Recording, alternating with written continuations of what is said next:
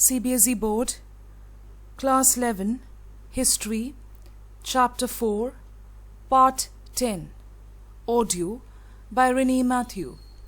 The inspectors were not paid very well, so it bribed them. The factory managers were clever enough to bribe them, and the people were also not supporting the cause of not having children working, especially in the factories, for long number of hours.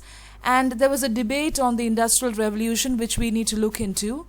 Very important part.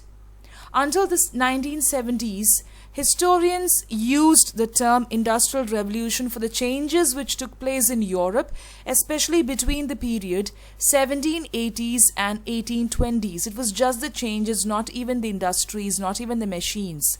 From then it was challenged on various grounds. People found it very challenging. They wanted to find out more important things.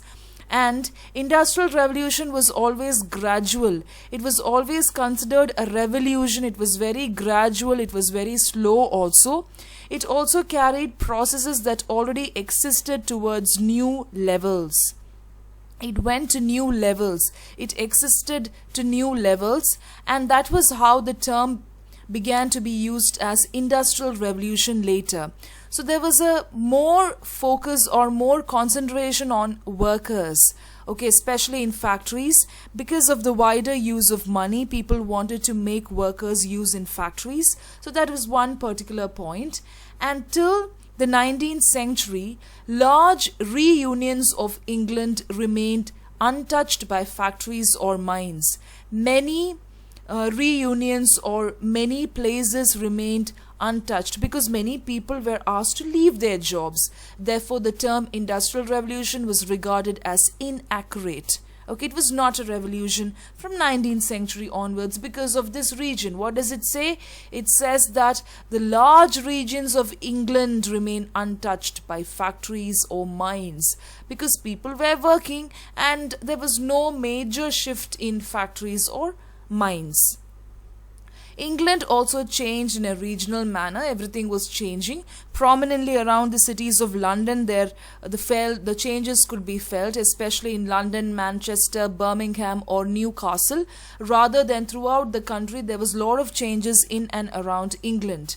Could the growth in the cotton or iron industries or in foreign trade from the 1780s to the 1820s be called revolutionary, where the changes which took place between 1780s to 1820s be termed as revolutionary? There was a lot of impressive growth which took place, especially of the cotton textiles, and that was based on new machinery. Okay, it was an industry which relied on a non-British raw material, on sales abroad, especially India, especially a cloth which came from other places and not Britain, on non-metallic machinery and with few links to other branches of industry. So the growth was felt only when they started purchasing textiles which came from non-British places, which is from India, different other places, even Persia, and non-metals also was in demand, which led to the growth of other branches of history. Metallic machinery and steam power was really rare until the 19th century. We saw the inventions. There was a rapid growth in the British imports and exports also from the 1780s. They were also in need, so they started importing, and that was basically because of the resumption of trade with North Africa. The trade with North Africa was resumed, and the War of American Independence was interrupted. Because of all these reasons, there were a lot of growth. There was a lot of growth which could be felt in the British import and export system, primarily because of two reasons I told you, because trade with North America resumed and also the War of American Independence was interrupted.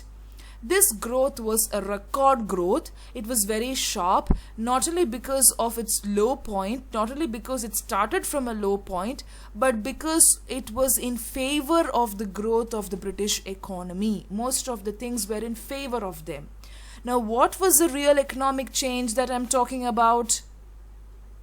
indicators of economic change occurred before and after 1850 to 1820, which suggested that industrialization was able to sustain. It was seen after rather than before these dates. So even from the beginning itself, small sprouts and small eruptions of industrialization was taking place all over the country. Now, the decades after 1793 experienced the disruptive effects. So, the years after 1793 experienced a lot of disruption, especially during the French Revolutionary and Napoleonic Wars. During these two particular events, there was a lot of disruption which took place after 1793. Now, industrialization is associated with a lot of investment which took place in the country's wealth in the form of capital formation, building infrastructure, installing the machinery, raising the level of the use of these facilities with raising productivity. So just by producing a lot of materials, just by having a lot of factories set up, there will not be any revolution. It is because of a flow, it is because of a sequence of events that you can see here.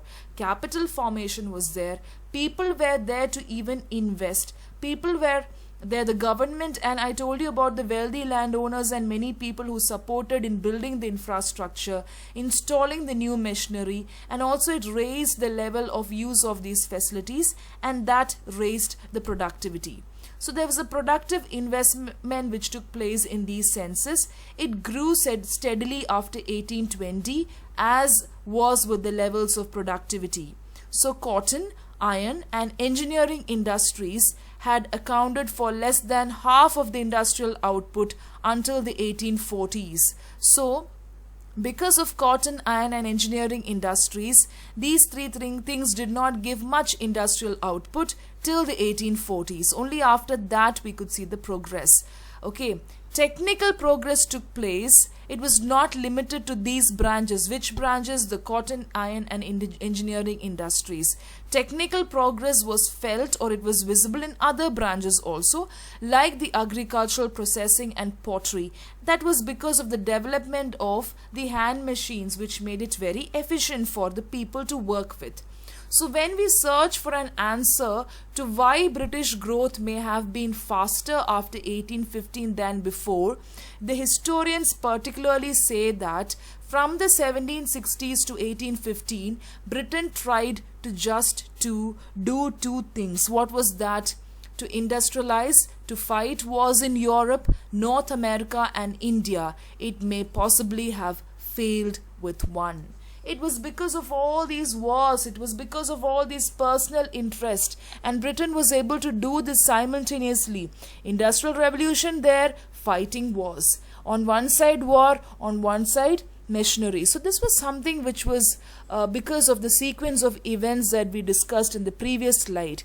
And Britain was always at war for 36 out of 60 years from 1760. Always it was at war. It was always self-centered in those days to only accumulate capital. It was borrowed to fight the wars. The only motto was to expand their empire. And the emperors that they were having were very self-centered, and they just wanted to expand the economy of such an empire. And as much as 35% of the cost of the war was met by taxing people's incomes. People were brutally treated. They were made to pay. They were forced to pay, and that was not very favorable for a longer period of time. The workers, as I told you, were transferred out of factories, and also they were forced to go from farms to the army. So this was something which actually reduced or depleted the happiness of the people. Food prices also rose so sharply, and poor were left with very little money to buy the consumer goods, and that is why the British growth was high. So when one part is rising, you could see a kind of small crater.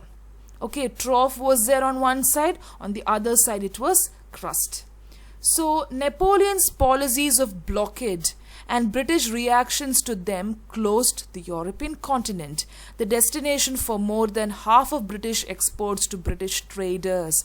They did not want to export now because of Napoleon's policies of blockade. He was a person who just wanted to expand his empire in France. So now, because of that, the Britishers were not interested in exporting, and they were interested in trading with other parts of the places, and trade and commerce, of course, expanded their empire. The word industrial used with the word revolution is too limited. There was a lot of transformation which took place basically beyond the grip of economy, beyond the grip of industries into society.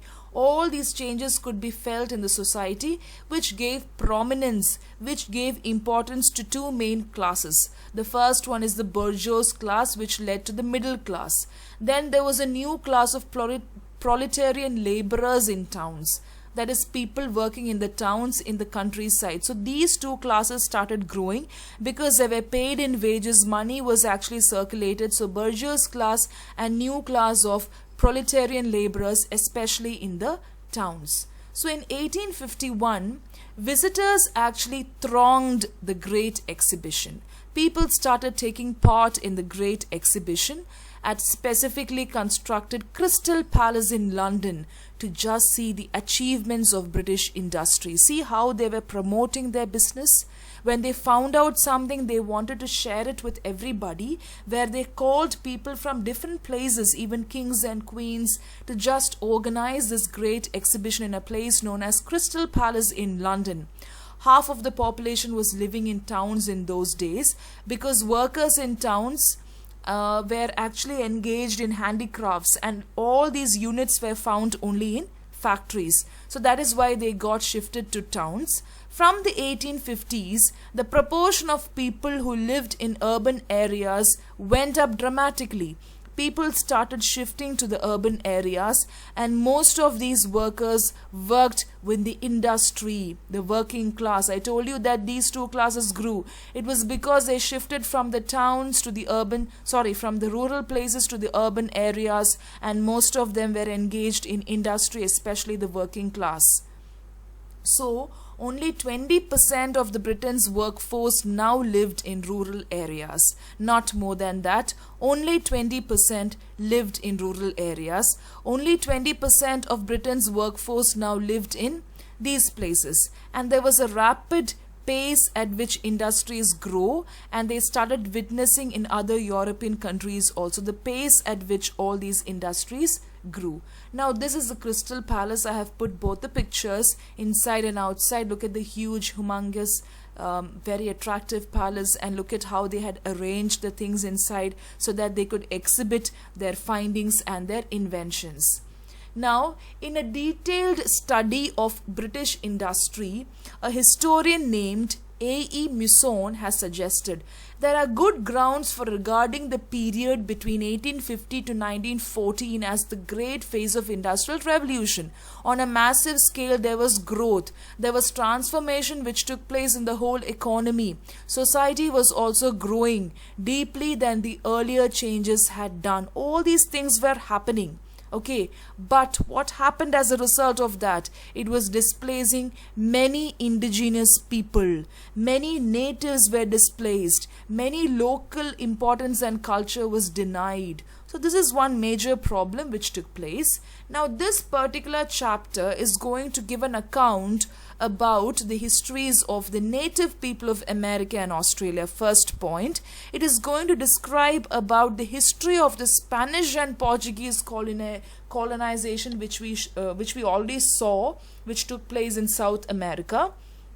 From the 18th century, many areas of South America, Central America, North America, South Africa, Australia and New Zealand was already settled by the immigrants from Europe. So how it affected all these places, especially America, Australia, how there was a change in the history of the Spanish and the Portuguese, and how all these places in the 18th century, which I mentioned in the third point, came to be focused by the Europeans.